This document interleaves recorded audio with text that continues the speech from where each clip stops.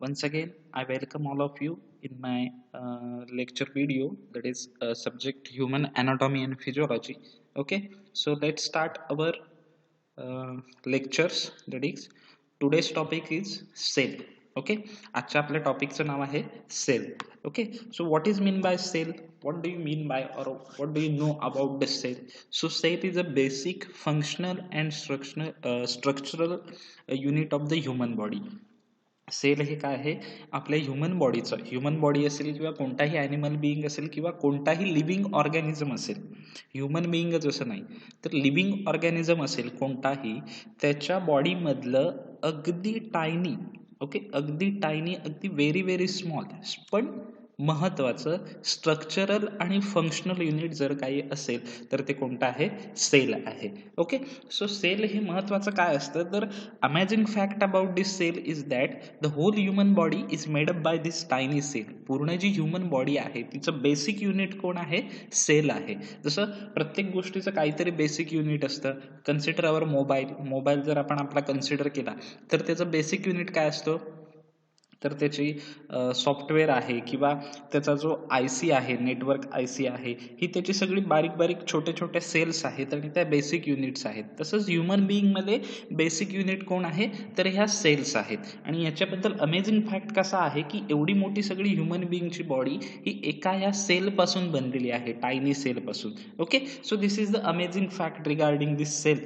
Okay, so this cell is require for like DNA transcriptions, okay, then metabolism process, protein metabolism, fat metabolisms, this all process are carried out by this cell. ह्या ज्या काही सगळ्या process आहेत, सगळं DNA metabolism असेल, protein metabolism असतील, या सगळ्या प्रोसेस ज्या आहेत त्या कोणा थ्रू कॅरी आउट केल्या जातात तर सेलद्वारे ह्या सगळ्या काय केल्या जातात, कॅरी आउट केल्या जातात. मग शुगर मेटाबॉलिझम असेल, डीएनएचं रिप्लिकेशन्स असेल, डीएनएचं रिप्लिकेशन्स होणं आपले जेनेटिक इन्फॉर्मेशन ट्रान्सफर करण्यासाठी फार महत्त्वाचं असतं आणि ते सगळं जेनेटिक इन्फॉर्मेशन ट्रान्सफर करणं किंवा डीएनएचं रिप्लिकेशन करण्याचं काम सगळं कुठे होत असतं, या सेलमध्ये होत असतं. Okay, so cell is a basic living structural and functional unit of the body.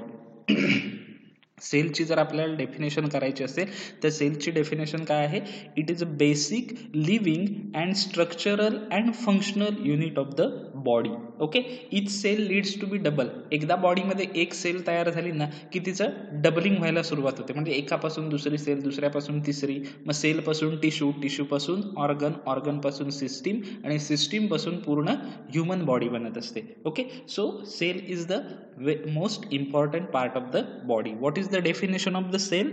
A cell is the basic living structural and functional unit of the body. Okay, so let's start with our topic cell. Okay, आपल्या टॉपिकला सुरुवात करूया, cell. Okay, so this is the somewhat animated representations of the cell. Cell मध्ये काय काय असतं, सेलचा जर transverse sections आपण घेतला, transverse section in the sense TS जर आपण घेतला तर सगळं आउटर लाइनिंग जे असते त्याला काय म्हटलं जातं, सेल वॉल किंवा त्याला काय म्हटलं जातं, सेल मेम्ब्रेन म्हटलं जातं. ओके, हे जे आउटर लाइनिंग आहे त्याला. त्याच्यानंतर मध्ये जे लिक्विड प्रेझेंट असतं त्या लिक्विडला काय म्हटलं जातं, सायटोसोल म्हटलं जातं. हे जे सेलच्या आतमध्ये एक लिक्विड प्रेझेंट असतं की ज्याच्यामध्ये बाकीचे सगळे हे जे ऑर्गनेल्स आहेत, सेलच्या आतमध्ये जो जो कंटेंट प्रेझेंट असतो त्याला काय म्हटलं जातं, ऑर्गनेल्स असं त्याला म्हटलं जातं.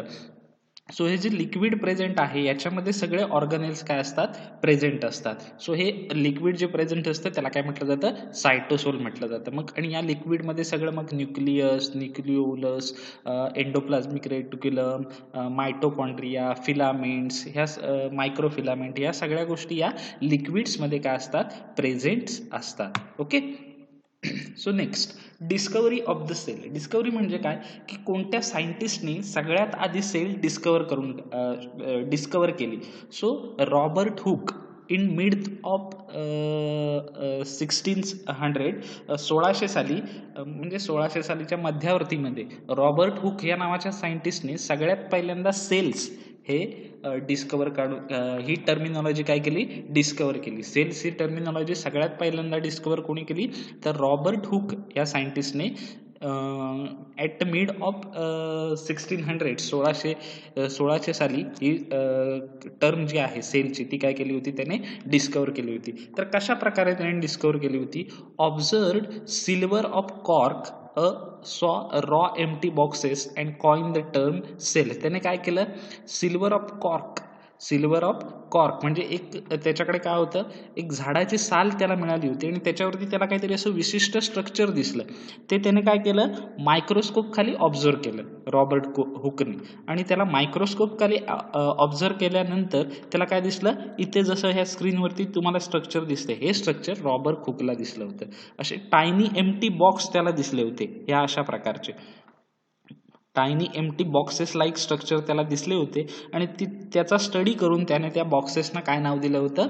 सेल ही टर्मिनॉलॉजी त्याने त्याला दिली होती. सो सेलची डिस्कवरी कोणी केली? रॉबर्ट हुक या सायंटिस्टने. कशा प्रकारे केली होती? He saw the silver of cork, he observe the silver of cork. ते कॉर्क होतं त्याचं झाडाची साल, त्याला त्याने ऑब्झर्व केलं आणि ऑब्झर्व केल्यानंतर त्याला अशा प्रकारचे एम्प्टी बॉक्स दिसले, saw the raw empty box and he coin the term cell. आणि त्याने त्याला नाव काय दिलं होतं? सेल असं त्याला त्याने नाव दिलं होतं. Okay, then he propose cell theory. Then after Robert हुकने काय केलं होतं? सेल ही काय केली होती? डिस्कवर केली होती. त्याच्यानंतर दोन सायंटिस्ट आले की त्यांनी सेल थेरी निर्माण केला. सेल थेरी म्हणजे काय? या दोन सायंटिस्टनी एक्सप्लेन केलं की ऍक्च्युली सेल म्हणजे काय आहे, ही सेल म्हणजे नक्की गोष्ट काय आहे, त्याचं एक्सप्लेनेशन त्यांनी दिलं होतं त्या सेल थेरीमध्ये. So first in 1839 1839 Theodor Schwann and Matthias Schleiden, दोन scientist Theodor Schwann and Matthias Schleiden, they propose that all living things are made up of cell. या दोन सायंटिस्टनी 1839 कोणी थिओडॉर श्वान अँड मॅथिस शेल्डन यांनी काय सांगितलं? All living things are made up of cell. जेवढ्या living things आहेत, जेवढ्या सजीव वस्तू या पृथ्वी तलावर आहेत, त्या सगळ्या कोणापासून बनलेल्या आहेत? सेलपासून बनलेल्या आहेत. त्या सगळ्या वस्तू कशापासून बनलेल्या आहेत? सेलपासून बनलेल्या आहेत, असं कोणी सांगितलं? Theodor Schwann and Matthias Schleiden in 1839. What they called? All living things are made up of cell. So this is the first cell theory. ही काय होती? पहिली सेल थेरी होती. आणि आफ्टर 15 years लॅटर म्हणजे 1839 नंतर 50 वर्षांनी म्हणजे जवळजवळ 1889 म्हणजे 1889 मध्ये रुडॉल्फ विर्चॉ त्यांनी काय सांगितलं? All cells come from cells. त्याने काय सांगितलं? या सगळ्या ज्या सेल्स आहेत त्या कुठल्या तरी आणखी एका सेल्स पासून आलेल्या आहेत. म्हणजे पृथ्वी तलावर अशी कुठली तरी पहिली सेल अस्तित्वात होती की जिचं डिव्हिजन मल्टिप्लिकेशन होत गेलं आणि तिच्यापासून बाकीच्या सेल निर्माण होत गेल्या, असं कोणी सांगितलं? रुडॉल्फ विर्चॉ यांनी. ह्या दोन काय आहेत? सेल थेरी आहेत. कोणत्या दोन सेल थेरी होत्या? The Theodor Schwann and Matthias Schleiden यांनी काय सांगितलं? All living things are made up of cell. जेवढ्या सगळ्या काही सजीव वस्तू आहेत त्या काय आहेत? सेलपासून बनलेल्या आहेत. आणि त्याच्यानंतर 50 वर्षांनी म्हणजे जवळजवळ 1889 1889 रुडॉल्फ विर्चॉ त्यांनी काय सांगितलं? All cell comes from existing cell. जेवढ्या काही सेल्स आहेत त्या कुठल्या तरी पहिल्या पृथ्वी तलावर निर्माण असलेल्या सेलपासूनच तयार झालेल्या आहेत. ओके, सो ह्या होत्या दोन cell theory. Okay, then principles of cell theory. Cell theory propose करण्याचं किंवा सेल थेरी का निर्माण केली दोन्ही सायंटिस्टनी? की फक्त सेलची डिस्कवरी झाल्यानंतर लोकांना कळलं पाहिजे किंवा जे स्टडी करणार आहेत त्यांना कळलं पाहिजे की सेल म्हणजे नक्की काय आहे. त्याच्यासाठी सेल थेरी काय केली गेली होती? डेव्हलप केली गेली होती. मग त्याची प्रिन्सिपल्स काय आहेत? प्रिन्सिपल म्हणजे काय? मुख्य हेतू किंवा मुख्य गाभा त्या थेरीचा काय आहे? तर पहिलं काय सांगितलं सेल थेरीने? All living things are made up of cell. Cell थेरीनं सगळ्यात पहिली गोष्ट काय एक्सप्लेन केली? की जेवढ्या काही सेल आता या सजीव गोष्टी आहेत त्या सगळ्या कशापासून बनलेल्या आहेत? सेलपासून बनलेल्या आहेत. सेलला मराठीत काय म्हटलं जातं? पेशी म्हटलं जातं. ओके, सो सेल थेरीने काय सांगितलं? की जेवढ्या इथे लिव्हिंग थिंग्स आहेत त्या सगळ्या कशापासून बनलेल्या आहेत? सेलपासून बनलेल्या आहेत. Then smallest living unit of structural and functions of all organism is the cell. जेवढे काही ऑर्गॅनिझम्स आहेत त्याचं सगळ्यात छोटं पण स्ट्रक्चरल की त्या ऑर्गॅनिझमचं स्ट्रक्चरल युनिट आणि फंक्शनल की त्या ऑर्गॅनिझमची सगळी फंक्शन्स त्या सेलवरती डिपेंड आहे. ते युनिट म्हणजे कोणतं? सेल. त्याने काय सांगितलं? स्मॉलेस्ट लिव्हिंग युनिट, सगळ्यात छोटं पण सगळ्यात महत्त्वाचं आणि जे बॉडीचं किंवा त्या ऑर्गॅनिझमचं फंक्शन परफॉर्म करण्यासाठी महत्त्वाचं असलेलं युनिट म्हणजे काय आहे?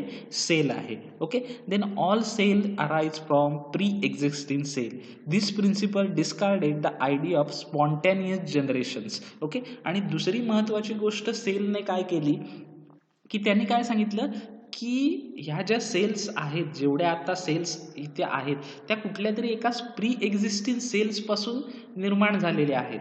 त्या कुठल्या दिलेल्या आहेत? प्री एक्झिस्टिंग सेल्सपासून निर्माण झालेल्या आहेत. म्हणजे पृथ्वी तलावर आधी कुठली तरी एक सेल अस्तित्वात होती आणि तिच्यापासून ह्या बाकीच्या सेल निर्माण झाल्या. मग ह्युमन बिईंग निर्माण झाले, ॲनिमल्स असतील, बर्ड्स असतील, जेवढे काही लिव्हिंग थिंग्स आहेत, सजीव वस्तू आहेत, या आधी अस्तित्वात असलेल्या एखाद्या सेलपासून तयार झालेल्या आहेत.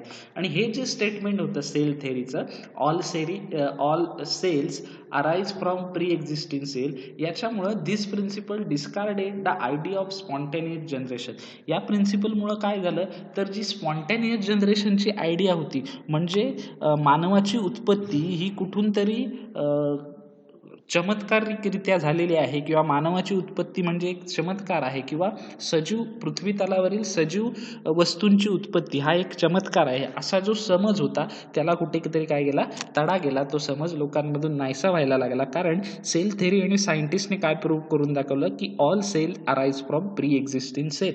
जेवढ्या काही सेल आतापर्यंत पृथ्वी तलावर अस्तित्वात आहेत त्या सगळ्या काय झालेल्या आहेत? कुठली तरी आधी एक सेल अस्तित्वात होती तिच्यापासून बनलेल्या आहेत. म्हणून लेटेस्ट आत्ता काही वर्षापूर्वीच, अगदी लेटेस्ट तुम्ही सुद्धा वाचलं असेल त्याच्यामध्ये, की पृथ्वीवर मानवाची उत्पत्ती कशी झाली किंवा पृथ्वीवर सजीवांची उत्पत्ती कशी झाली याच्यासाठी मोठा एक प्रयोग केला गेला, हिग्झॉन अँड बोसॉन. ओके. की ज्याच्यातून जो पार्टिकल्स मिळाले की मोठा स्फोट घडवून आणला पृथ्वीच्या गाभाऱ्यामध्ये किंवा जमिनीमध्ये मोठा स्फोट घडवून आला, हिग्स अँड बोसॉन एक्सपेरिमेंट ज्याला म्हटला जातो. आणि त्याच्यामधून काही पार्टिकल्स मिळाले की त्या पार्टिकल्सला त्यांनी काय नाव दिलं तर गॉड पार्टिकल, देवकण असं नाव दिलं त्यांनी. ओके. ते पार्टिकल्स म्हणजे काय होते हे कोणालाही काही कळलेलं नाही, पण त्या पार्टिकल्सपासून पृथ्वीवर सजीवाची उत्पत्ती झाली असं त्या एक्सपेरिमेंटमधून प्रूव्ह झालं. आणि तो पार्टिकल म्हणजे काय आहे अजूनही सायंटिस्टना कळलेलं नाही, तेव्हाही कळलं नाही आणि अजूनही कळलं नाही आणि अजूनही त्याच्यावर रिसर्च चालू आहे. म्हणून त्या पार्टिकलला नाव काय दिलं गेलं? गॉड पार्टिकल, देवकण असं त्या पार्टिकलला नाव दिलं गेलं. आणि त्या काळी जो समज होता की पृथ्वीवर असणारी उत्पत्ती हा चमत्कार आहे, तो या सेल थेअरीमुळं काय झाला? नाहीसा होऊन गेला. आणि या सेल थेअरीनं क्लिअर केलं की जी काही उत्पत्ती आहे किंवा ह्युमन बिईंग आहे ती एका सेलपासून झालेली आहे. त्याचा बेसिक स्ट्रक्चरल आणि फंक्शनल युनिट जे काय आहे ते कोण आहे? सेल आहे. Okay. Then next, characteristics of all cell. सेलच्या कॅरेक्टरिस्टिक्स काय आहेत? कॅरेक्टरिस्टिक्स म्हणजे काय? आपलं जसं आपण ह्युमन बिईंग आहोत, माणूस आहोत, आपली कॅरेक्टरिस्टिक्स किंवा वैशिष्ट्य काय आहेत? आपल्याला बोलता येतं, आपल्याला 2 हात आहेत, 2 पाय आहेत, आपल्याला डोळे आहेत, त्यांनी आपण बघू शकतो, आपल्याला ब्रेन आहे, मेंदू आहे, सो आपण विचार करू शकतो, आपण ॲनालायसिस करू शकतो काही गोष्टींचं. सो ह्या सगळ्या काय झाल्या? आपल्या कॅरेक्टरिस्टिक्स झाल्या. तशा सेलच्या कॅरेक्टरिस्टिक्स कोणत्या आहेत? So this is the structure of cell. These are the tiny boxes like structure is the cell name by the Robert Hooke and 2 cells theory proposed by Robert Virchow in 1889 and Sheldon and Schwann in 1839. Then what are the characteristics? की sale कशी असली पाहिजे किंवा त्याची वैशिष्ट्य काय आहेत या सेलची? This cell are surrounded by membrane. सेलला काय असतं? सेलच्या सभोवताली काय असतं? एक मेम्ब्रेन असतं की ज्याला आपण काय म्हणतो? सेल वॉल म्हणतो किंवा सेल मेम्ब्रेन म्हणतो. सेलच्या सभोवताली एक काय असतं? मेम्ब्रेन असतं for the protection of internal organelle. जे काही सेलचं इंटरनल ऑर्गन्स आहेत, सेलच्या आतमध्ये जे काही कॉम्पोनंट्स आहेत, सेलच्या आतमध्ये जे काही मटेरियल आहे त्याचं प्रोटेक्शन करण्यासाठी काय असतं? सेलच्या भोवती एक मेम्ब्रेन असतं. जसं आपला घराच्या भोवती तट असतो, ओके, वॉल असते, तट ज्याला आपण म्हणतो, तसं सेलच्या भोवती एक मेम्ब्रेन असतं. तट कशासाठी घालतो आपण? For the protection. सेम सेलच्या भोवती एक काय असतं? मेम्ब्रेन असतं. ते सेल मेम्ब्रेन कशासाठी असतं? For the protection of internal organs and other components. Okay, so all cells are surrounded by the membrane. जेवढ्या काही सेल्स आहेत तेवढ्या सगळ्यांना काय असतं? मेम्ब्रेन असतं. Then protoplasm, cell content in thick fluid. जसं मी तुम्हाला सांगितलं सायटोसोल म्हणजेच प्रोटोप्लाझम. सेलमध्ये काय असतं, एक वॉटरी लिक्विड प्रेझेंट असतं की ज्याच्यामध्ये सगळे ऑर्गॅनिल्स जे आतले कंपोनंट आहेत ते काय असतात, त्याच्यामध्ये इनकॉर्पोरेट केले गेलेले असतात. त्याला काय म्हटलं जातं, प्रोटोप्लाझम म्हटलं जातं. Cell content in thick liquid, जे काही सेल कंटेंट असतात इथे आपण बघितलं होतं सुरुवातीच्या एका इमेजमध्ये, बरोबर आहे. आपण एक इमेज बघितली होती, जस्ट अ मोमेंट. इथे सो हे जे येल्लो कलरचं आहे, येल्लो कलर्स और क्रीम कलरचं तुम्हाला लिक्विड दिसते या स्ट्रक्चरमध्ये, हे काय आहे, प्रोटोप्लाझम आहे. याला दुसरं काय म्हटलं जातं, सायटोसोल असं सुद्धा म्हटलं जातं. So protoplasm is nothing but cell content thick liquid, एक जाडसर असं लिक्विड सेलमध्ये असतं, त्याला काय म्हटलं जातं, प्रोटोप्लाझम म्हटलं जातं. Then next is organelles. सगळ्या सेलमध्ये काय असतं, प्रोटोप्लाझम असतं. Then organelles, structure of cell functions, structures for cell function. सेलने फंक्शन परफॉर्म करावे म्हणून त्याच्यामध्ये काही ऑर्गनेल्स असतात. ऑर्गनेल्स काय काय असतात, तर मायटोकॉन्ड्रिया असतो, एंडोप्लाझमिक रेटिक्युलम असतं, न्यूक्लियस असतो, मायक्रोफिलामेंट्स असतात. ही सगळी काय आहेत, सेलची ऑर्गनेल्स आहेत. Then control centre with DNA. सो या सेलमध्ये एक कंट्रोल सेंटर असतं की ज्याला काय म्हटलं जातं, न्यूक्लियस म्हटलं जातं, आणि त्याच्यामध्ये काय असतो, DNA प्रेझेंट असतो. महत्त्वाचा घटक आहे आपल्या लिव्हिंग ऑर्गॅनिझमचा की DNA जो असतो तो कुठे असतो, सेलमधल्या न्यूक्लियसमध्ये DNA प्रेझेंट असतो. सो ही सगळी कॅरेक्टरिस्टिक्स आहेत सेलची. काय काय आहेत, पहिली आहे ते म्हणजे all cells are surrounded by the membrane. सगळ्या सेलच्या भोवती काय असतं, मेम्ब्रेन असतं की ज्याला आपण सेल वॉल किंवा सेल मेम्ब्रेन म्हणतो. देन प्रोटोप्लाझम. देन नेक्स्ट काय आहे, प्रोटोप्लाझम. सगळ्या सेल भोवती काय असतं, एक मेम्ब्रेन असतं आणि त्याच्यामध्ये काय असतं, प्रोटोप्लाझम्स असतात. ओके, सो हे प्रोटोप्लाझम्स फार महत्त्वाचे असतात कारण ते थिक लिक्विड असतं आतमधलं आणि त्याच्यामध्ये सगळे ऑर्गॅनेल्स काय असतात, इनकॉर्पोरेट केले गेलेले असतात. देन ऑर्गॅनेल्स जे काही सेलने व्यवस्थित स्ट्रक्चर्स फॉर सेल फंक्शन्स, सेलचं फंक्शन जे आहे ते व्यवस्थित व्हावं त्याच्यासाठी इनकॉर्पोरेट केलेली स्ट्रक्चर जी आहेत ती सगळी काय असतात, ती ऑर्गॅनेल्स असतात. And control centre with DNA, म्हणजे सेलच्या सेंटरला एक कंट्रोल सेंटर असतं की ज्याला आपण न्यूक्लियस सुद्धा म्हणू शकतो. ते कंट्रोल सेंटर आणि त्याच्यामध्ये काय असतं, DNA प्रेझेंट असतो. सो याला काय म्हटलं जातं, control centre with DNA. So ही सगळी काय आहेत, सेलची काय आहेत, कॅरेक्टरिस्टिक्स आहेत. ही सगळी काय आहेत, सेलची कॅरेक्टरिस्टिक्स आहेत. Okay, so do you understand the characteristics of the cell. सेलची कॅरेक्टरिस्टिक्स तुम्हाला कळालेली आहेत. सेलची कॅरेक्टरिस्टिक्स काय आहेत ती. Okay, so these are the characteristics of the cell. Okay, then next is, next slide, cell types. सेलचे किती प्रकार असतात, तर सेलचे दोन प्रकार असतात. One is the prokaryotic and another one is the eukaryotic. सेलचे प्रकार किती असतात, दोन टाईपच्या सेल्स असतात. One is the prokaryotic and another one is the eukaryotic. सेलचे दोन प्रकार, प्रोकॅरियोटिक आणि eukaryotic. Okay, so prokaryotic cell means what, this is the first cell type on the earth. Okay, आपण जे ह्युमन बिईंग आहेत ते युकॅरियोटिक आहोत आणि हे जे बॅक्टेरिया असतात, व्हायरस असतात किंवा आर्की असतात, अलगी असतात, फंगाय असतात, हे सगळे काय असतात, प्रोकॅरियोटिक असतात. ओके, ह्याच्यामध्ये काय असतं, प्रोकॅरियोटिक, हे सगळे काय असतात, प्रोकॅरियोटिक असतात. ओके, सो प्रोकॅरियोटिक ही सगळ्यात पहिली सेल पृथ्वी तलावर फाइंड आउट झालेली आहे. सगळ्यात पहिली सेल पृथ्वी तलावर कुठली फाइंड आउट झाली असेल तर ती कोणती आहे, प्रोकॅरियोटिक आहे. So prokaryotic are a type of bacteria and archaea. Okay, so bacteria and archaea are a prokaryotic आणि आपण ह्युमन बिईंग जे आहेत ते कसे आहेत, युकॅरियोटिक आहेत. ओके, सो प्रोकॅरियोटिक सेलचं वैशिष्ट्य काय आहे, so prokaryotic cell no membrane bound nucleus. Prokaryotic सेलचा जो न्यूक्लियस असतो त्याला काय नसतं, मेम्ब्रेन नसतं. Then nucleoid region of DNA concentration. So प्रोकॅरियोटिकला न्यूक्लियसला मेम्ब्रेन नसल्यामुळं जे काही DNA असतो प्रोकॅरियोटिक सेलमध्ये तो कुठे असतो, न्यूक्लिओइडमध्ये असतो. आणि आपल्या युकॅरियोटिकमध्ये किंवा ह्युमन बिईंगमध्ये जो काही DNA असतो तो कुठे असतो, न्यूक्लियसच्या आतमध्ये असतो, म्हणजे तो वेल प्रोटेक्टेड असतो. Then organelles not bounded by membrane, आणि जे काय ऑर्गनेल्स असतात म्हणजे आतमध्ये mitochondria, endoplasmic reticulum, so on, जे काय ऑर्गनेल्स आहेत त्यांना स्वतःचं असं कवरिंग नसतं, त्याच्यामुळे ते प्रोटेक्टेड नसतात प्रोकॅरियोटिक सेलमध्ये. हा युकॅरियोटिक आणि प्रोकॅरियोटिक मधला फरक आहे. ओके, सो प्रोकॅरियोटिक मध्ये कोण कोण असतात, बॅक्टेरिया, फंगाय, आर्कियाय, अल्गी, हे सगळे कोण आहेत, प्रोकॅरियोटिक आहे. आणि प्रोकॅरियोटिक सेल कशी असते की त्याला मेम्ब्रेन नसतं. देन जे काही DNA कॉन्सन्ट्रेशन आहे ते सगळं कुठं असतं, न्यूक्लिओइड मध्ये असतं. आणि जे प्रोकॅरियोटिक सेलचे ऑर्गनेल्स आहेत, ऑर्गनेल्स म्हणजे तुम्हाला आता समजलं असेल अशी मी अपेक्षा करतो की सेलच्या आतमधला जो कंटेंट असतो, nucleus, nuclear membrane, mitochondria, endoplasmic reticulum, या सगळ्याला काय म्हटलं जातं, ऑर्गनेल्स म्हटलं जातं. सो हे ऑर्गनेल्स प्रोकॅरियोटिक सेलमध्ये मेम्ब्रेन बाउंड नसतात, प्रोटेक्टेड नसतात. तर युकॅरियोटिक सेलमध्ये ते कसे असतात, प्रोटेक्टेड असतात. Okay. Then eukaryotic cell. So this is the structure of eukaryotic cell. This one is the structure of prokaryotic cell. Okay, then this one is the structure of eukaryotic cell. So prokaryotic cell, amoeba is also the best example of prokaryotic cell. amoeba हे काय आहे, prokaryotic cell चे example आहे.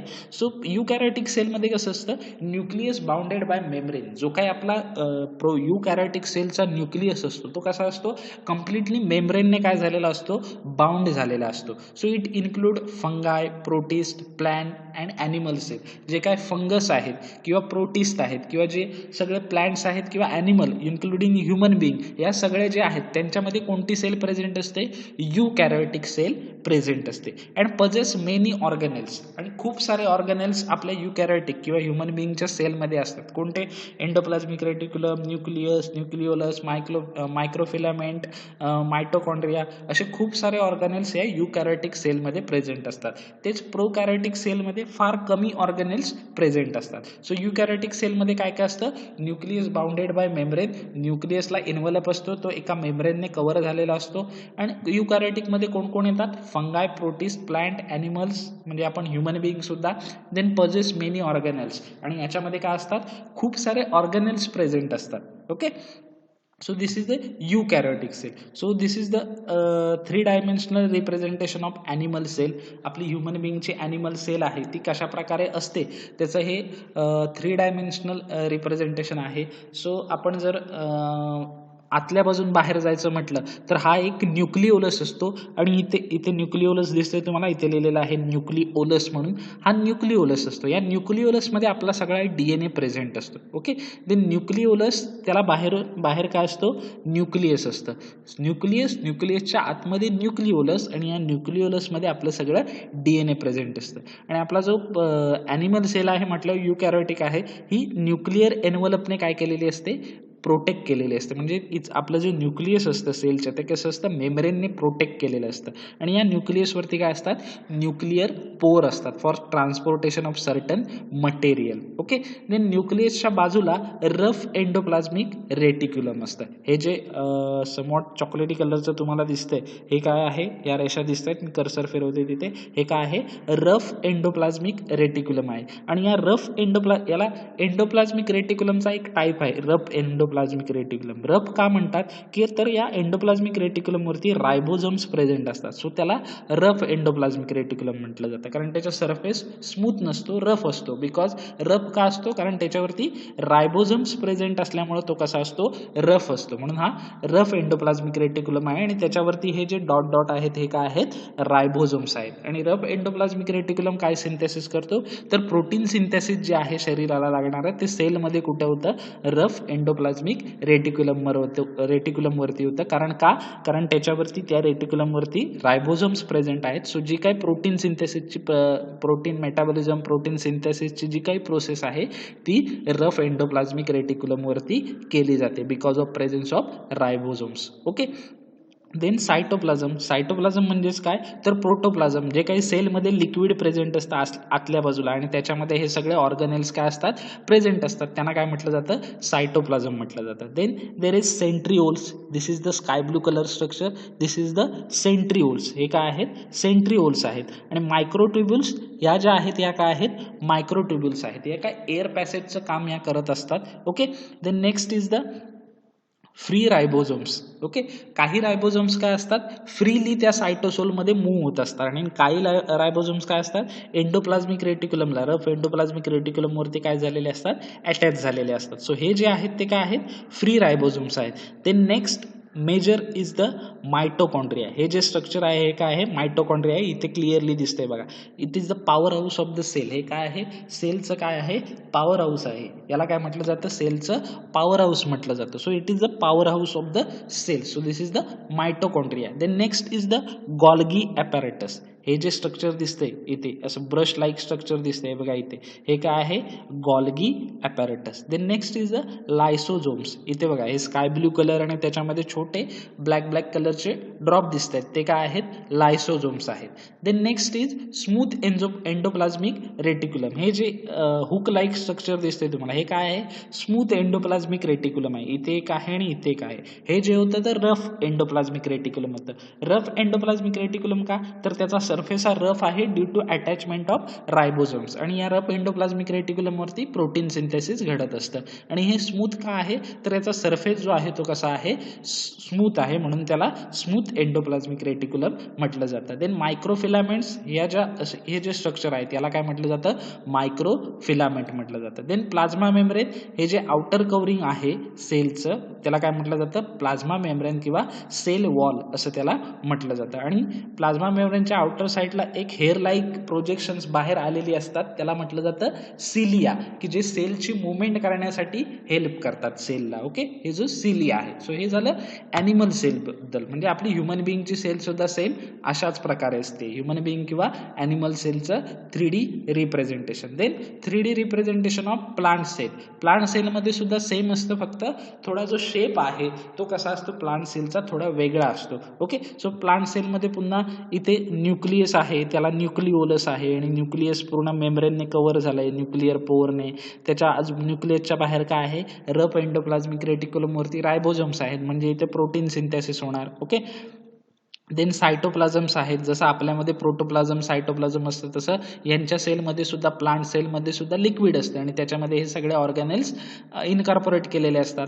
Then plasma membrane आहे, sale wall आहे. Okay, plasma membrane आणि sale वॉलचा फरक काय, सेलच्या एकदम बाहेर जे असतं ना ती सेल वॉल असते, आणि प्लाझ्मा मेम्ब्रेन म्हणजे काय, की हे जे लिक्विड प्रेझेंट असतं ना त्याला लागून जे एक मेम्ब्रेन प्रेझेंट असतं त्याला प्लाझ्मा मेम्ब्रेन म्हणतात. आणि प्लाझ्मा मेम्ब्रेनच्या बाहेर पुन्हा एक मेम्ब्रेन असतं, त्याला काय म्हटलं जातं, सेल वॉल किंवा सेल मेम्ब्रेन म्हटलं जातं. म्हणजे आपल्या सेल जे आहेत युकॅरियोटिक सेल त्यांना काय असतात, दोन मेम्ब्रेन असतात, एक प्लाझ्मा मेम्ब्रेन आणि दुसरं सेल मेम्ब्रेन किंवा सेल वॉल. एकदम बाहेरच्या बाजूला असते ती सेल वॉल, आणि प्लाझ्मा मेम्ब्रेन म्हणजे काय, की हे जे लिक्विड आहे ह्या लिक्विडला लागून असणारं जे मेम्ब्रेन आहे ते प्लाझ्मा मेम्ब्रेन. म्हणजे जर आपण आपलं घर कन्सिडर केलं, त्या घरात आपण सगळे राहतोय, तर ही सेल म्हणजे काय आहे, एक घर आहे, आणि यातले ऑर्गनल्स म्हणजे आपल्या घरातली सगळी माणसं आहेत. तर आपल्या घराचा जो दरवाजा असेल तो काय असेल, प्लाझ्मा मेम्ब्रेन असेल, आणि आपल्या घराचा जो तट आहे तो आपली काय असेल, सेल वॉल असेल. सो तसं सेल वॉल आणि प्लाझ्मा मेम्ब्रेन इथे काय असतं,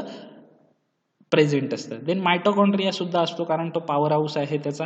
देन फ्री रायबोझोम्स आपल्या सेलमध्ये सुद्धा असतात, आणि इथे फक्त वेसिकल्स प्रेझेंट असतात की ज्या आपल्या सेलमध्ये नसतात, वेसिकल्स आणि व्हॅक्युल्स. आणि दुसरं म्हणजे क्लोरोप्लास्ट, त्याच्याबद्दल मी नंतर सांगेन तुम्हाला.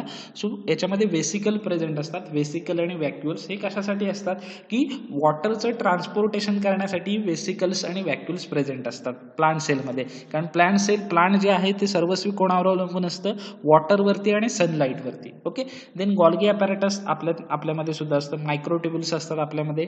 स्मूथ एंडोप्लाझ्मिक रेटिक्युलम प्लांट सेलमध्ये सुद्धा आहे. आणि प्लांट सेलमध्ये आणखी एक एक्स्ट्रा ऑर्गॅनेल्स प्रेझेंट असतो, तो म्हणजे क्लोरोप्लास्ट. क्लोरोप्लास्ट कशासाठी लागतो प्लांट सेलला, for the process of photosynthesis. Photosynthesis process करण्यासाठी प्लांट सेलमध्ये क्लोरोप्लास्ट गरजेचा असतो. This is the 3D representation of plant cell. Okay, then next, define cell and draw the structure of the cell.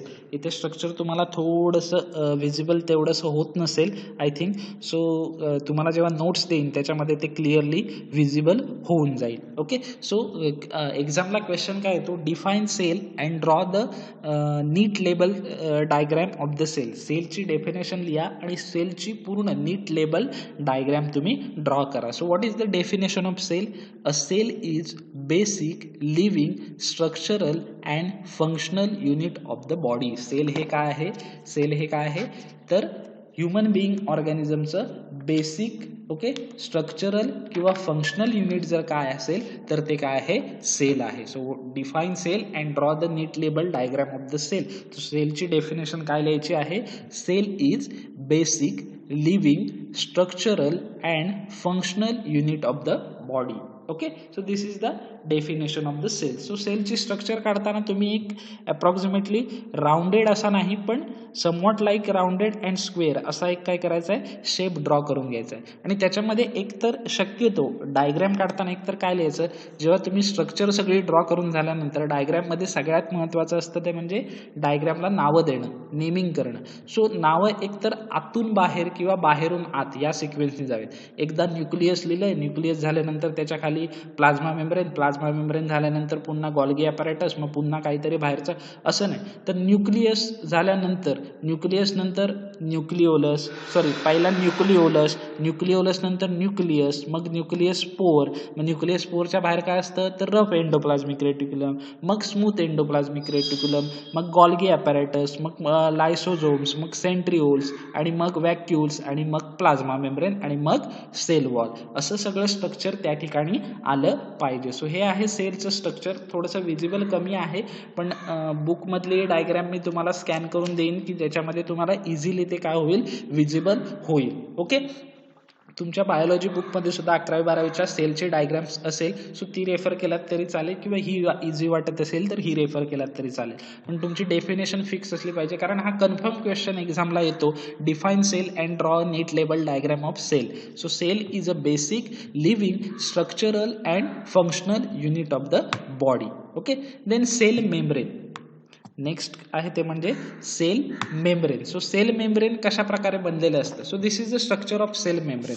हे काय आहे तुम्हाला दिसतंय, हे सेल मेम्ब्रेनचं स्ट्रक्चर आहे. So cell membrane is actually lipophilic लिपिडने बनलेलं असतं. सेल मेम्ब्रेन जे असतं ते कशापासून बनलेलं असतं, लिपिडने बनलेलं असतं. And it regulate internal environment of the cell. आणि हे जे सेल मेम्ब्रेन आहे ते काय असतं, इंटरनल एन्व्हायरमेंट काय करत असतं, रेग्युलेट करत असतं सेलचं. Okay, and this is the lipid bilayer. लिपिडच्या बाय लेअरनी बनलेलं असतं. त्याच्या वरच्या बाजूला सुद्धा लिपिड असतं आणि खालच्या बाजूला सुद्धा लिपिड असतं. ओके, त्याच्यामुळं पर्टिक्युलरली सहजासहजी कोणताही ड्रग जो आहे, आपलं मेडिसिन जे आहे, तो जर व्यवस्थित त्याच्यामध्ये लिपिड कंटेंट नसेल, म्हणून प्रत्येक ड्रगमध्ये लिपिड कंटेंट असतो, तो जर व्यवस्थित लिपिड कंटेंट त्याच्यामध्ये नसेल तर त्याच्यामध्ये काय होतं, तर तो ड्रग जो आहे आपला, तो आपल्या बॉडीमध्ये एकदा आपण घेतला ड्रग तोंडावाटे की तो बॉडीमध्ये पुन्हा ॲब्सॉर्ब होऊ शकणार नाही. त्याच्यामुळे कारण आपले जी सेल्स आहेत त्या सगळ्या कशापासून बनलेल्या आहेत, फॉस्फोलिपिड्सपासून बनलेल्या आहेत. पर्टिक्युलरली लिपिड आणि प्रोटीनपासून, आणि त्यातल्या लिपिडमधल्या कशापासून, फॉस्फोलिपिडपासून बनलेले आहेत. सो हे सेल मेम्ब्रेन जे असतं त्याच्यामध्ये अशा प्रकारचं हेड आणि टेल्स असे प्रेझेंट असतात. सो पर्टिक्युलरली हेड्स जे असतात ते कसे असतात, हायड्रोफोबिक असतात की वॉटर ते ॲक्सेप्ट करत नाहीत. आणि टेल जे असतात ते कसे असतात, लिपोफिलिक असतात, ते काय करत नाहीत, लिपिड ॲक्सेप्ट करत नाहीत. सो हे काय आहे, सेल मेम्ब्रेनचं कसं आहे स्ट्रक्चर आहे. Okay, so our cell membrane is principally made up by lipid and protein. आपल्या जेवढं काही सेल्स आहेत त्याचं जो मेम्ब्रेन आहे ते कशापासून बनलेलं आहे, लिपिड आणि प्रोटीन्स याच्यापासून बनलेलं आहे. आणि it help to maintain internal environment constant and regulate the transportation across the cell. जे काही आपले सेल मेम्ब्रेन आहे ते काय करतं की सेलमधून आत येणं आणि बाहेर येणं हे जे ट्रान्सपोर्टेशन आहे एखाद्या मॉलिक्युलचं ते काय करत असतं, रेग्युलेट करत असतं. आणि त्याचबरोबर सेलच्या आतलं एन्व्हायरमेंट कॉन्स्टंट ठेवण्याचं काम काय करत असतं, सेल मेम्ब्रेन करत असतं. Okay, so this is the structure of cell membrane. It contain polar head and non-polar tail, non-polar tail and polar head. So non-polar part is made up by lipid while polar part is made up by phosphate. Cell membrane मध्ये काय काय असतं तर polar आणि non polar part असतात. Polar head जे असतात ते कसे असतात, पोलार असतात. तर टेल जे असतात ते कसे असतात, नॉन पोलार असतात. सो पोलार पार्ट हेड जे आहेत ते फॉस्फेट पासून बनलेलं असतं आणि नॉन पोलार जे आहेत ते कशापासून बनलेलं असतं, लिपिड पासून बनलेले असतात. So cell membrane regulate internal environment and transport across the membrane. Okay, म्हणजे जे काय आपण कोणती वस्तू घेतो, पर्टिक्युलरली आयन्स जे असतात, calcium, potassium, sodium, chloride, okay, magnesium, ह्या आयन्सचं ट्रान्सपोर्टेशन सेलमधून होत असतं. म्हणजे एखादा आयन बाहेर येतो, एखादा आयन बाहेर जातो, किंवा काही केमिकल्स आत येतात, काही केमिकल्स बाहेर जातात. हे सगळं सेलच्या अक्रॉस होणारं ट्रान्सपोर्टेशन आहे ते कोण रेग्युलेट करत असतं? सेल मेम्ब्रेन रेग्युलेट करत असते. त्याचबरोबर इंटरनल एन्व्हायरमेंट सुद्धा कॉन्स्टंट ठेवण्याचं काम जर कोण करत असेल तर ती सेल मेम्ब्रेन करत असते. कारण कोणालाही सेलच्या आतमध्ये येऊन देणं हे बॉडीसाठी काय होऊ शकतं? डेंजरस होऊ शकतं. कोणालाही सेलच्या आतमध्ये येऊ देणं हे काय होऊ शकतं? बॉडीसाठी डेंजरस होऊ शकतं. सो ते रेग्युलेट करणं काय असतं? फार महत्वाचं असतं. ओके. तर सेलच्या अक्रॉस होणारं जेवढं ट्रान्सपोर्टेशन आहे हे कोण मेंटेन करत असतं? सेल मेम्ब्रेन मेंटेन करत असतं. And this cell membrane is made up by lipid and proteins. Okay. So cell membrane is made up by lipid bilayer. लिपिडचे 2 लेअर असतात आणि त्याच्यामध्ये प्रोटीन काय केलं गेलेलं असतं? इनकॉर्पोरेट केलं गेलेलं असतं. ओके. तुम्ही जर इथे स्ट्रक्चर बघितलात तर हे जे हेड आणि टेल आहेत हे सगळं स्ट्रक्चर कसलं आहे? लिपिडचं आहे. आणि हे जे इथं इनकॉर्पोरेट केलेलं स्ट्रक्चर दिसतंय ही सगळी काय आहेत? प्रोटीन्स आहेत. इथे जरी तुम्हाला ते स्टोन लाईक स्ट्रक्चर दिसतंय तुम्हाला, ही सगळी काय आहेत? प्रोटीन्स आहेत. जो लिपिडचे 2 लेअर असतात आणि त्याच्यामध्ये आतमध्ये प्रोटीन काय केलं गेलेलं असतं? इनकॉर्पोरेट केलं गेलेलं असतं. म्हणून त्याला काय म्हटलं जातं? Lipid bilayer. So cell membrane is made up by lipids and proteins. So lipid कोणकोणती असतात सेल मेम्ब्रेनमध्ये? तर this lipid are mainly phospholipid, cholesterol and glycolipids. जे काही लिपिडचे 2 लेयर असतात सेल मेम्ब्रेनमध्ये, तर ही सेल मेम्ब्रेन कोणकोणत्या लिपिडपासून बनलेली असते? Phospholipid, cholesterol and glycolipids. So there are 3 major lipids present in cell membrane. These are phospholipid, cholesterol and glycolipids. So इथे क्वेश्चन MCQ दोन्ही गोष्टी विचारल्या जातात. Name the lipid present in cell membranes. Okay. So that lipids are phospholipid, cholesterol and glycolipids. That lipids are phospholipid, cholesterol and glycolipids. So these are the lipids present in cell membrane. Okay. Then approximate compositions of cell membrane. So sale मेम्ब्रेनचं compositions काय असतं?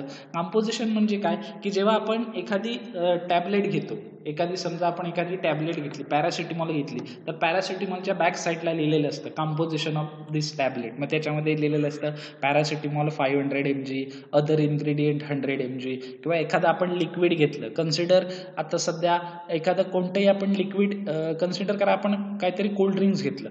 Okay. एखादा cold drinks घेतला, आपण Coca Cola घेतला, तर Coca कोलामध्ये सुद्धा composition लिहिलं असतं कोक -% carbonated water -%.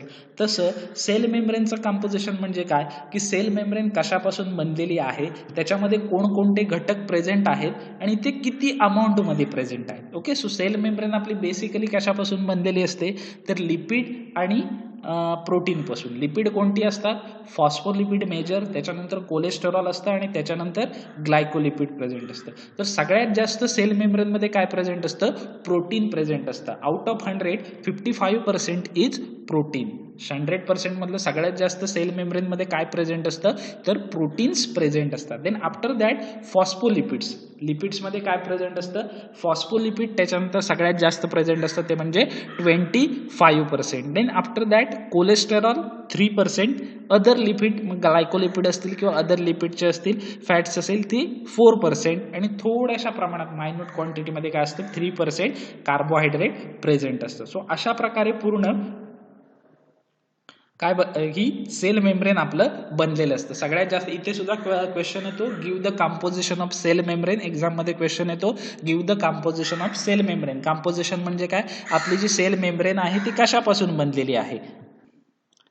What is mean by composition? Composition म्हणजे काय? तर सेल मेम्ब्रेन कशापासून बनलेली आहे. सो एक्झाम मध्ये क्वेश्चन असतो, write down the composition of cell membrane. So composition of cell membrane is protein 55%. सगळ्यात जास्त काय असतं? प्रोटीन असतं. किती?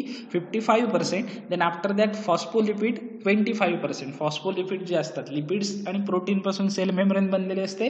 त्यातलं प्रोटीन्स 55% असतात, 55%. Then phospholipid 25%. Then cholesterol 3% and other lipid 4% and carbohydrate again 3%. Okay, so these are the compositions of cell membrane. Okay, then next, what are the functions of cell membrane? Cell membrane ची functions काय काय आहेत? So first is maintenance, then identification, communication, transportation and defence. So first is a maintenance. Cell मेम्ब्रेनचं पहिलं functions काय आहे तर maintenance. Maintenance म्हणजे कसला मेंटेनन्स तर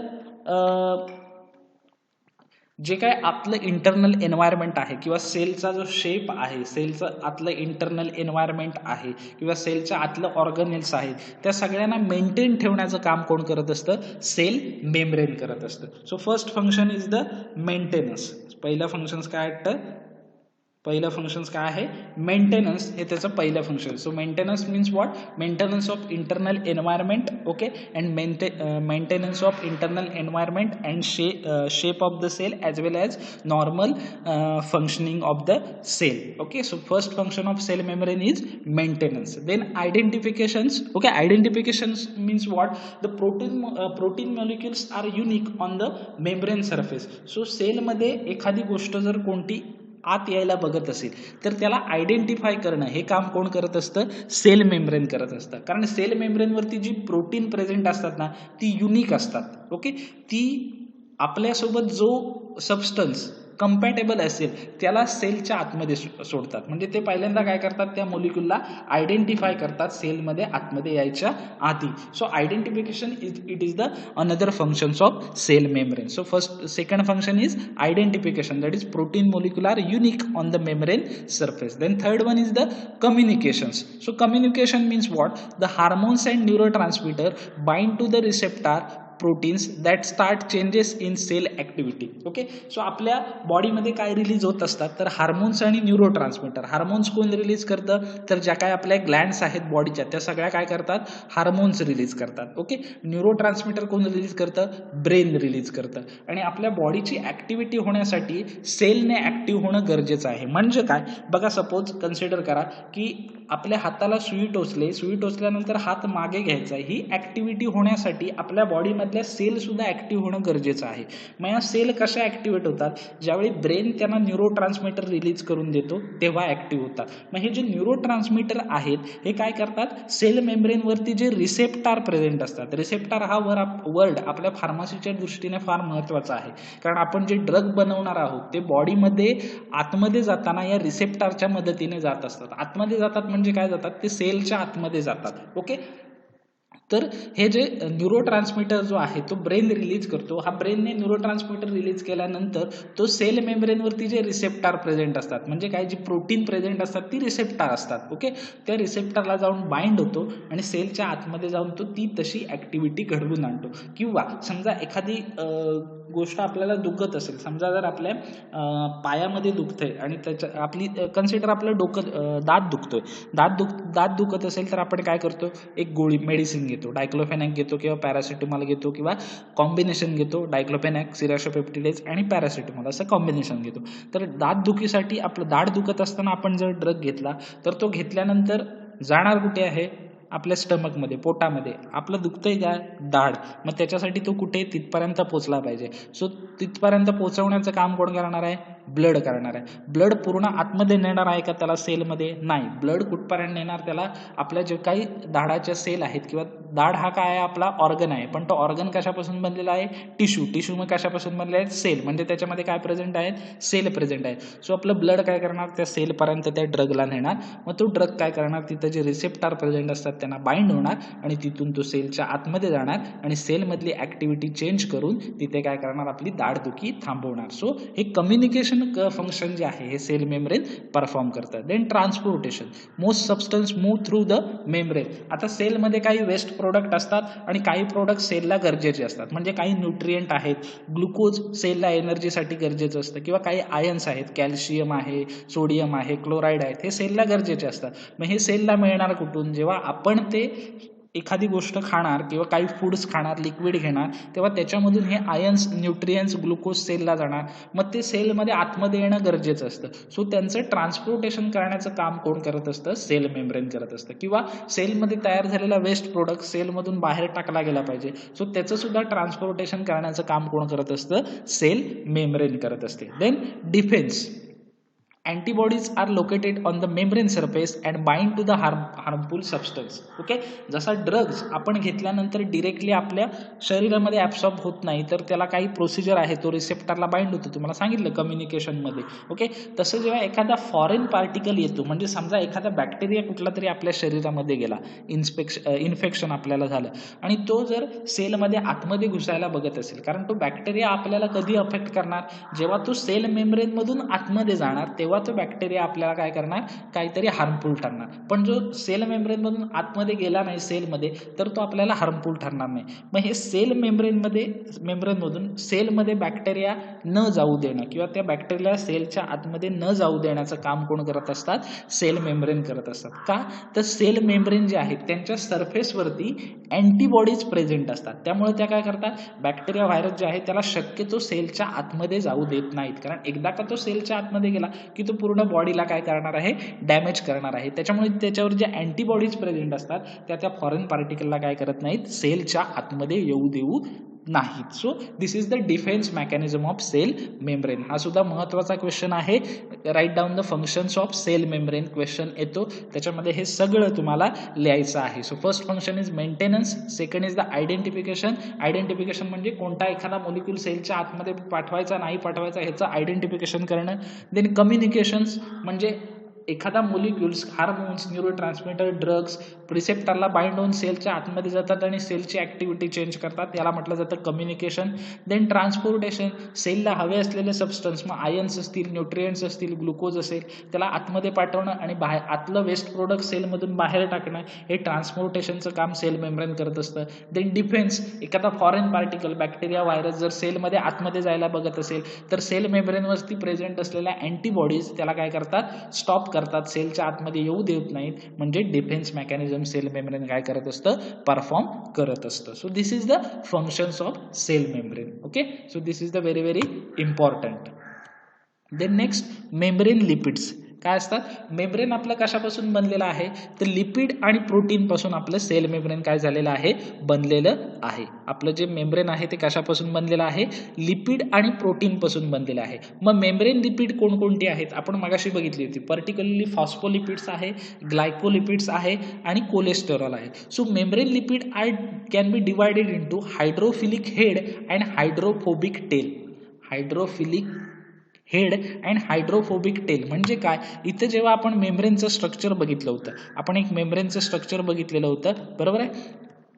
हे वालं याच्यामध्ये काय आहेत, हेड आहेत आणि टेल आहे. याच्यामध्ये काय सांगितलं, हायड्रोफिलिक हेड आणि हायड्रोफोबिक टेल. हायड्रोफिलिक हेड आणि हायड्रोफोबिक टेल. हायड्रोफिलिक म्हणजे काय, वॉटर लिव्हिंग, की ज्यांना वॉटर हवं असतं, आणि हायड्रोफोबिक म्हणजे काय, तर वॉटर हेटिंग, म्हणजे वॉटरच्या कॉन्टॅक्टमध्ये ते येत नाहीत, वॉटरच्या कॉन्टॅक्टमध्ये जायला ते घाबरतात, असे टेल. म्हणून हेड काय असतात, नेहमी सेल मेम्ब्रेनचे वरच्या बाजूला असतात आणि टेल काय असतात, खालच्या बाजूला असतात. So hydrophilic head and hydrophilic tail, this is difference help to transportation across the membrane. हे दोन जे डिफरन्स आहे, एक हायड्रोफिलिक आहे आणि एक हायड्रोफोबिक आहे. हायड्रोफिलिक म्हणजे काय, वॉटर लिव्हिंग, वॉटरच्या कॉन्टॅक्टमध्ये जाणारे, आणि हायड्रोफोबिक म्हणजे काय, वॉटर हेटिंग, वॉटरच्या कॉन्टॅक्टमध्ये जायला घाबरणारे.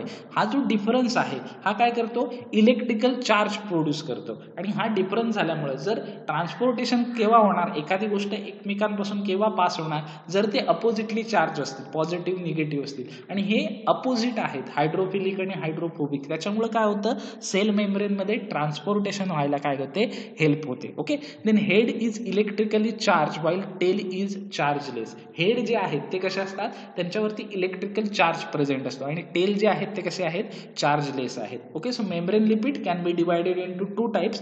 One is a hydrophilic head. Hydrophilic means what, water living, they want water. And hydrophobic means what, hydrophobic tail, water hating, they don't want water, they have fear about the water. Okay, and this difference, hydrophobic head, hydrophilic tail and hydrophilic head and hydrophobic tail make difference, and this difference help in the transportation. And another is, head is electrically charged while tail is electrically chargeless. Okay, then membrane lipids. आणि कोणकोणती lipid present असतात cell membrane मध्ये, name the lipids present in cell membrane. Phospholipid, glycolipids and cholesterol. Then next part is the protein. आपलं membrane जे आहे ते protein आणि lipid पासून बनलेलं आहे. सो मेम्ब्रेन प्रोटीन कोणती कोणती असतात? A various physiological cell membrane are carried out with the help of membrane proteins. Okay, जे काय फिजिओलॉजिकल ऍक्टिव्हिटी आहेत सेलच्या त्या कोणा थ्रू कॅरी आउट केले जातात? प्रोटीन्सद्वारे कॅरी आउट केले जातात. पर्टिक्युलरली सेलच्या आतमध्ये कुणी यायचं आणि सेलच्या आतून बाहेर कुणी जायचं हे सगळं प्रोटीन्स ठरवत असतात. कारण ते जे रिसेप्टार असतात सेल मेम्ब्रेन वरती ते सगळे रिसेप्टार हे प्रोटीन्स पासून बनलेले असतात. Okay, then proteins are embedded in lipid layer. आणि जे लिपिड लेअर आहेत दोन, एक वरच्या बाजूला एक खालच्या बाजूला, त्याच्या आतमध्ये हे प्रोटीन्स काय असतात? प्रेझेंट असतात. So this protein are embedded और incorporated in lipids layer. Then membrane lipids are classified into two part. या मेम्ब्रेन लिपिडचे पुन्हा दोन भाग पडतात. One is the integral protein and another one is the peripheral protein. Okay, so membrane लिपिडचे दोन भाग कोणते? Integral protein and peripheral protein. आता याचं नाव जर तुम्ही बघितलं तर इंटिग्रल म्हणजे काय? तर मेम्ब्रेनमध्ये आतमध्ये असलेले, पूर्ण आतमध्ये इनकॉर्पोरेट झालेले, आतमध्ये घुसलेले असे ते म्हणजे कोणते? Integral protein. आणि पेरिफेरल म्हणजे काय? सुपरफिशियली, वरच्या वर मेम्ब्रेनला अटॅच असलेले ते म्हणजे कोणते? Peripheral protein. So membrane protein ज्या काही physiological, whatever the physiological activity of cell membranes are carried out with the help of membrane proteins. So proteins are embedded or incorporated into the lipids layer. Then membrane proteins are classified into two parts. One is the integral protein and another one is the peripheral proteins. Okay, so what is meant by integral protein? So integral proteins are embedded in lipid bilayers. Okay, integral protein काय असतात? जो lipid बायलेअर आहे त्याच्यामध्ये पूर्णतः आतमध्ये गेलेले असतात. म्हणजे इथली जर आपण डायग्राम बघितली, जस्ट अ मिनिट, ही जर डायग्राम बघितली तर हे जे मोठे स्ट्रक्चर तुम्हाला दिसतंय हे काय आहेत? इंटिग्रल प्रोटीन आहेत, पूर्ण आतमध्ये लिपिड बायलेअर मध्ये झालेले. आणि ही जे वरती तुम्हाला दिसत आहेत सुपरफिशियली फक्त मेम्ब्रेनला अटॅच झाले, ही काय आहेत? पेरिफेरल प्रोटीन्स आहेत. ओके, आणि ह्या पुन्हा इंटिग्रल प्रोटीनला सुद्धा हायड्रोफोबिक रिजन्स असतं आणि हायड्रोफिलिक रिजन असतं. याला सुद्धा दोन टेल असतात या प्रोटीन्सना सुद्धा. पुढे आहे बघा, proteins are embedded in lipids layer. Okay, so integral proteins are embedded और इनकॉर्पोरेटेड इनसाइड द लेअर. त्या लेअर मध्ये पूर्णतः आत घुसलेली असतात. And they have two regions, one is the hydrophilic and one is the hydrophobic. Okay, so यांना हे जे इंटिग्रल प्रोटीन्स आहेत पूर्ण आतमध्ये गेलेले त्यांना सुद्धा दोन भाग असतात. वरचा भाग जो असतो तो कसा असतो? हायड्रोफिलिक, की जो वॉटर लविंग आहे, ज्याला वॉटर पाहिजे असतं. आणि खालचा भाग असतो जो सेलमध्ये आतमध्ये गेलेला आहे तो कोणता असतो? हायड्रोफोबिक असतो. म्हणजे याचे पूर्ण मेम्ब्रेनमध्ये गेलेला असतो, अर्धा भाग सेलच्या वर, अर्धा भाग सेलमध्ये आतमध्ये घुसलेला आणि मिडल भाग त्या सेल मेम्ब्रेनमध्ये. असं पूर्ण त्याने सेल मेम्ब्रेन व्यापून टाकलेलं असतं इंटिग्रल प्रोटीनने. आणि त्याच्यामुळे याचे पुन्हा दोन भाग असतात, एक म्हणजे हायड्रोफिलिक आणि दुसरा असतो तो म्हणजे hydrophobic. Okay, so this integral protein is also called as transmembrane proteins. Okay, या इंटिग्रल प्रोटीनला दुसरं नाव काय आहे? Transmembrane protein. ट्रान्समेम्ब्रेन असं का म्हणतात? Name indicate, transmembrane. मेम्ब्रेन मधून होणारं जे ट्रान्सपोर्टेशन आहे ते कोण करत असतं? इंटिग्रल प्रोटीन करत असतं. आणि हे इंटिग्रल प्रोटीन ट्रान्सपोर्टेशन मध्ये हेल्प करत असल्यामुळे त्याला काय म्हटलं जातं? ट्रान्समेम्ब्रेन प्रोटीन म्हटलं जातं. And this transmembrane protein again classified into 4 sub type. या इंटिग्रल प्रोटीनचे पुन्हा काय आहेत?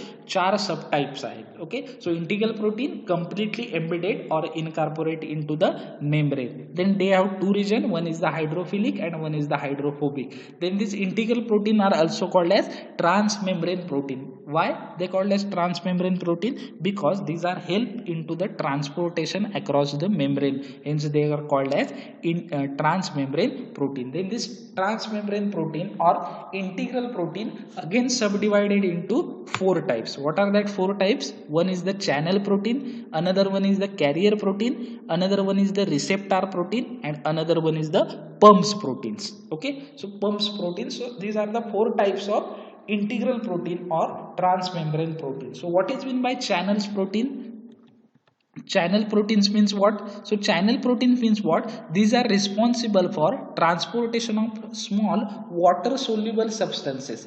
जे काय वॉटर मध्ये सोल्युबल होणारे सबस्टन्सेस आहेत, म्हणजे for example sodium, chloride, magnesium, calcium, हे आयन्स जे वॉटर मध्ये प्रेझेंट असतात आणि हे आयन्स जे आहेत ते सेलसाठी गरजेचे असतात. त्याच्यामुळे हे सेल मेम्ब्रेन मधून सेलच्या आतमध्ये जाणं गरजेचं असतं. आणि हे जे आयन्स जे असतात किंवा स्मॉल वॉटर सोल्युबल सबस्टन्स जे असतात, अगदी छोटे छोटे सबस्टन्स, ते कोणाद्वारे आतमध्ये जातात? सेलमध्ये चॅनल्स प्रोटीनद्वारे. म्हणून त्या प्रोटीन्सना काय म्हटलं जातं? चॅनल्स म्हटलं जातं. चॅनल्स म्हणजे काय?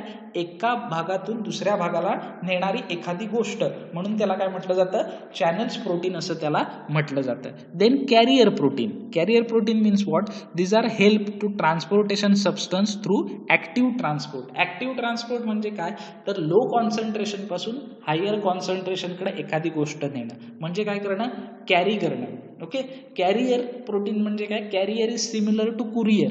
कॅरियर म्हणजे काय? और कॅरियर, सायकलला आपल्या कॅरियर असतं, मोटरसायकलला कॅरियर असतं, बाईक्सना कॅरियर असतात. त्याच्यावरती आपण काय करतो? तर एखादी जड वस्तू त्याच्यावरती ठेवून आपण एका ठिकाणावरून दुसऱ्या ठिकाणी नेतो, म्हणजे काय करतो? आपण कॅरी करतो. तशीच सेलमध्ये हाय कॉन्सन्ट्रेशन असतं आणि बाहेर एखादी असणारी लो कॉन्सन्ट्रेशन असणारी वस्तू जर सेलच्या आतमध्ये घ्यायची असेल तर ही ती या कॅरियर प्रोटीनद्वारे घेतली जाते. देन रिसेप्टार प्रोटीन म्हणजे एखाद्या गोष्टीला बाइंड व्हायचं आणि ती गोष्ट आतमध्ये न्यायची. म्हणजे ड्रग असेल, ड्रगला जर सेलच्या आतमध्ये यायचं असेल तर तो कुठं होणार? रिसेप्टार प्रोटीनला बाइंड होणार. किंवा न्यूरो ट्रान्समीटर असतील, हार्मोन्स असतील, ती काय करणार? रिसेप्टारला बाइंड होऊन सेलच्या आतमध्ये येणार, म्हणून त्यांना काय म्हटलं जातं? रिसेप्टार प्रोटीन्स असं म्हटलं जातं. Then pumps. काही प्रोटीन जे असतात ती कशी असतात? पंप्स लाईक ऍक्शन असतात, म्हणजे actively transport ions across the membrane against the concentration gradient. म्हणजे समजा सेलमधून एखाद्याला बाहेर टाकायचं आहे किंवा एखादा बाहेर असलेला आयन्स आहे त्याला आतमध्ये टाकायचा आहे, पण तो ह्या रिसेप्टारद्वारे, चॅनलद्वारे किंवा कॅरियर प्रोटीनद्वारे जाऊ शकत नाही. मग त्याला काय करतात? हे प्रोटीन पंप्स करतात. आपण पंप्स करतो म्हणजे काय करतो? प्रेशर लावून एखादी गोष्ट पुशअप करतो आणि ती पुढे ढकलली जाते. पाण्याचा पंप असतो तो काय करतो? प्रेशर लावून ते पाणी वर खेचतो आणि आपल्या घराच्या टँकमध्ये ढकलून देतो. सेम लाईक काय केलं जातं? हे जे पंप्स असतात किंवा हे जे प्रोटीन्स असतात जे पंप्स म्हणून ऍक्ट होतात, ती काय करतात? एखादा आयन्स असेल त्याला काय करतात? प्रेशर लावून पुश करतात. त्याच्यामुळे एकतर तो सेलच्या आत येतो किंवा सेलच्या आतून त्याला बाहेर जायचं असेल तर तो काय जातो? बाहेर जातो. सो अशा 4 प्रकारची इंटिग्रल प्रोटीन असतात. 4 टाइप्स कोणते इंटिग्रल प्रोटीनचे? Channel protein, carrier protein, receptor proteins and pumps. So इथे सुद्धा तुम्हाला असाइनमेंट असेल, त्याच्यामध्ये सुद्धा क्वेश्चन असेल आणि एक्झाम मध्ये सुद्धा क्वेश्चन येतो. write down 4 subtypes of, write down in detail 4 subtypes of integral protein. डिटेलमध्ये इंटिग्रल प्रोटीनचे 4 सबटाइप्स लिहा. कोणते? Channel protein, carrier protein, receptor protein, pumps, आणि त्याचं डिस्क्रिप्शन तुम्हाला लिहायचं आहे. Okay. So understand integral protein and 4 subtypes. Okay. Next peripheral protein. मी तुम्हाला सांगितलं पेरिफेरल प्रोटीन्स म्हणजे काय? वरच्या बाजूला सुपरफिशियली अवेलेबल असलेले प्रोटीन्स म्हणजे काय? Peripheral protein. So it is also called as extrinsic protein. Extrinsic म्हणजे काय? बाहेरच्या बाजूला ते अवेलेबल आहेत म्हणून त्याला काय म्हटलं जातं? एक्स्ट्रिन्सिक प्रोटीन्स असं त्याला म्हटलं जातं. कारण ते सेल मेम्ब्रेन मध्ये आतल्या बाजूला नसतात. सेल मेम्ब्रेन मध्ये ते कसे असतात? वरच्यावरती सेल मेम्ब्रेनला अटॅच झालेले असतात. They do not penetrate into lipid membrane. ते काय होत नाहीत? ते लिपिड मध्ये आतमध्ये पेनिट्रेट होत नाहीत, समाविष्ट होत नाहीत आतमध्ये जाऊन. They only attach to the membrane. ते मेम्ब्रेनला फक्त वरती अटॅच झालेले असतात. So these are the peripheral protein. Then what are the functions of membrane protein? Membrane प्रोटीनचं फंक्शन्स काय? मगाशी आपण जी बघितली ती काय होती? सेल मेम्ब्रेनचे फंक्शन्स होते. आता मेम्ब्रेन प्रोटीनचं म्हणजे ही जी प्रोटीन्स आहेत त्यांचं फंक्शन काय? Give immunological identity to cell. सेलवरती जी प्रोटीन्स असतात त्याच्यावरती अँटीबॉडीज प्रेझेंट असतात. त्याच्यामुळे सेलला स्वतःची अशी इम्युनॉलॉजी देण्याचं काम कोण करतात? प्रोटीन्स करतात. Then they act as a receptor for hormones and enzyme. मी तुम्हाला सांगितलं ड्रग्ज असतील किंवा ब्रेनकडून रिलीज झालेले न्यूरो ट्रान्समीटर असेल किंवा एन्झाईम्स किंवा हार्मोन्स असतील त्यांच्यासाठी ते रिसेप्टार म्हणून काम करतात. कारण हे जे drugs, hormone, neuro transmitter, enzyme जे आहेत ना ते सेल मेम्ब्रेनमधून इझिली सेलमध्ये जाऊ शकत नाहीत. मग त्याच्यासाठी त्यांना काय गरजेचं असतं? रिसेप्टार गरजेचा असतो. Okay, so this is the act as a receptor. Okay, for the enzymes, neurotransmitter and drug, help in transportation across the membrane. त्याचबरोबर जी काही प्रोटीन्स आहेत ती सेल मेम्ब्रेन मधून ट्रान्सपोर्ट, एखादी गोष्ट बाहेर जाणं आत येणं, याच्यासाठी काय करत असतात, हेल्प करत असतात. So what are the functions of membrane proteins? Give immunological identity to cell. Then second, they can act as a receptor for hormones and enzymes. Then third one, help in transportation across the membrane. Okay, so understand the functions of membrane lipid. Then cell organelles, हे आपण actually next लेक्चरला बघणार आहोत. इथे आता आपण आपलं lecture stop करतोय. पण सेल ऑर्गनेल्स म्हणजे काय, की सेलच्या आतमध्ये कोणकोणते घटक किंवा ऑर्गनेल्स प्रेझेंट असतात. तर बेसिकली आपल्याला कोणते स्टडी करायचे आहेत? Cytosol, nucleus, endoplasmic reticulum, ribosomes, Golgi apparatus, mitochondria, lysosomes and peroxisomes, हे सगळे ऑर्गनेल्स आपण नेक्स्ट लेक्चरला स्टडी करणार आहोत. सो इथे आपण आजचं लेक्चर आपलं स्टॉप करतोय. पुन्हा आपण नेक्स्ट लेक्चरमध्ये सेल ऑर्गनेल्स पासून स्टार्ट करणार आहोत. सो आजच्या लेक्चरमध्ये काही कन्फ्युजन असेल, कळलं नसेल तर बिंदास मला कॉल मेसेज करा, मी तुमचे डाऊट्स क्लिअर करेन. सो आजच्या लेक्चरचं रिपिटेशन करताना फंक्शन्स ऑफ मेम्ब्रेन लिपिड व्यवस्थित करा. पेरिफेरल प्रोटीन्स म्हणजे काय ते लक्षात ठेवा. इंटिग्रल प्रोटीन म्हणजे काय आणि त्याचे 4 सबटाइप्स कोणते. मेम्ब्रेन प्रोटीन म्हणजे काय, त्याचे 2 सबटाइप कोणते. देन मेम्ब्रेन लिपिड 3 कोणती, phospholipid, glycolipid and cholesterol. Then cell मेम्ब्रेनची फंक्शन सुद्धा इम्पॉर्टंट आहेत, सो ती नीट लक्षात ठेवा. त्याच्यानंतर कंपोजिशन ऑफ सेल मेम्ब्रेन व्यवस्थित लक्षात ठेवा.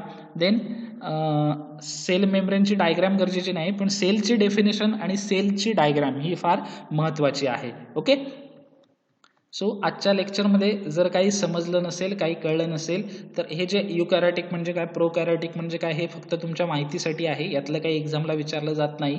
ओके, त्याचबरोबर डिस्कवरी ऑफ सेल जे आहे ते सुद्धा एक्झामला काही विचारलं जाणार नाही. म्हणजे रॉबर्ट हुक किंवा सेल थेरी जे आहे हे फक्त सेल टाईप तुम्हाला माहिती असले पाहिजेत. प्रोकॅरियोटिक, युकॅरियोटिक त्यांच्यामधला फरक काय, कशा प्रकारे असतं, प्रिन्सिपल ऑफ सेल थेरी सुद्धा एक्झामला विचारलं जातं. ही फक्त इंट्रोडक्टरी आहे तुमच्या माहितीसाठी. पण ॲटलिस्ट तुम्हाला माहित पाहिजे की सेल कोणी डिस्कवर केली आणि सेल थेरी म्हणजे काय, या गोष्टी तुम्हाला माहीत असल्या पाहिजेत. ओके, सो आजच्या लेक्चरमध्ये काही कन्फ्युजन असेल तर मला कॉल करा किंवा मेसेज करा व्हॉट्सअपला, मी तुमचे डाऊट्स काय करेन, क्लिअर करेन. ओके, सो इथे आपण आजचं लेक्चर स्टॉप करतोय. नेक्स्ट लेक्चरला आपण राहिलेला पार्ट बघूया. Okay, so happy learning. Thank you so much.